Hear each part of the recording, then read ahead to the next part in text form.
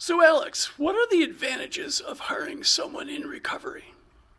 There's a lot, John. So first and foremost, right now there's constant chatter about the labor pool. People are saying no one wants to work. There's free money. We're not finding that that's the case. Generally speaking, if there's a labor shortage, it usually means that the job is not paying enough to attract the talent required. Whether or not that's because the job is difficult or requires a skill set that has high value. There are a number of reasons why people don't want to do a job for $15 an hour, but they will do it for 20. And as a business owner, one of the best things you can do for yourself is increase the labor pool you're looking at.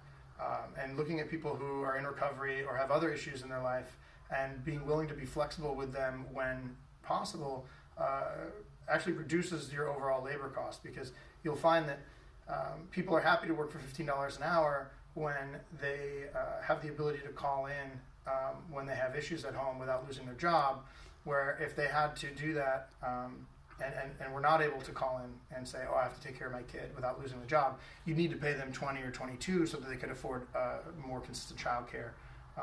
So it is actually in your advantage as a business owner to try and be flexible with your employees.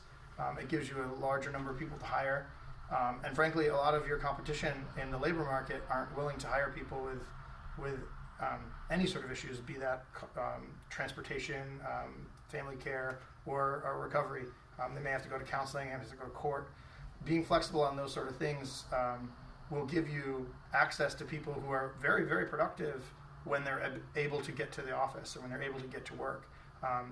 But sometimes they need help getting through that. And over time, a lot of the time the reason let's say their transportation is not consistent, it's because no one will give them a job with inconsistent transportation, so they can't earn enough money to buy a car that's better.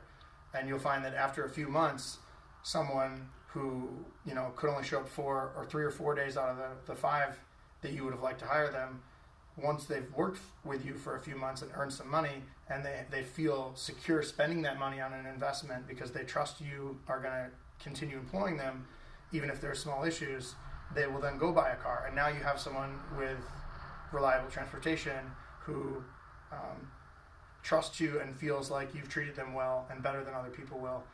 And that can really help the corporate culture in your business.